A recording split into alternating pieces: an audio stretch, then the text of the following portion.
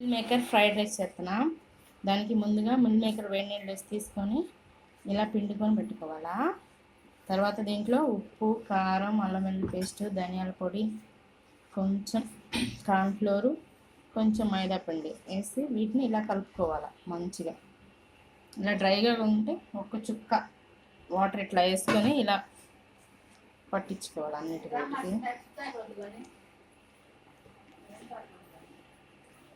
ఇలా మంచిగా పెట్టుకోవాలి. ఇక నూనె కాగింది, మిల్ మేకర్ వేస్తున్నాను. మనం అన్నీ మిక్స్ చేస్తున్నాం కదా.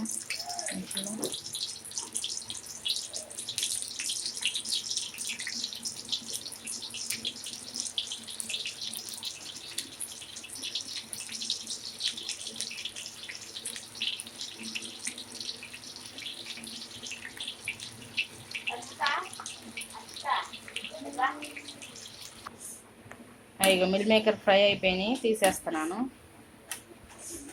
చూడండి బాగా వచ్చినాయి. వీటిని ఇప్పుడు మళ్ళీ ఫ్రైడ్ రైస్ చేయాలి. ఇక చూడండి మంచిగా వచ్చినాయి. ఇప్పుడు meal maker fried rice start చేస్తున్నాం. కొంచెం ఆయిల్ చేసుకొని హీట్ చేస్తున్నాం. ఓకే,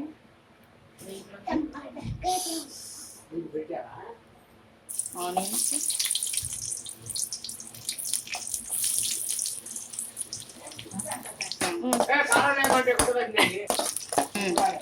మీరు ఉల్లిపాయలు వేపాము.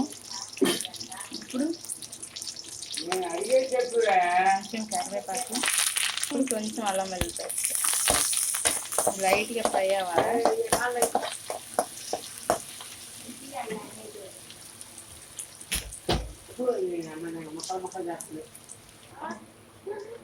ఇప్పుడు కొంచెం రెడ్ చిల్లీ సాస్, కొంచెం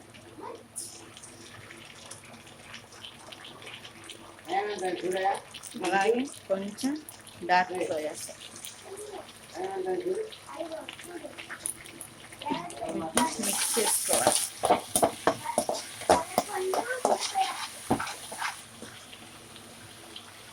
ఇప్పుడు మనం ముందుగా ఫ్రై చేసిన మిల్ మేకర్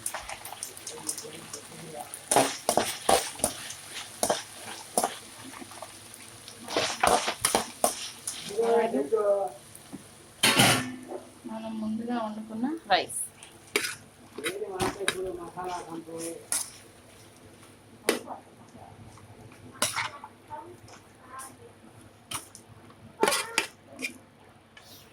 ఇప్పుడు సరిపడా ఉప్పు, దీన్ని మిక్స్ చేసుకోవాలి మంచిగా.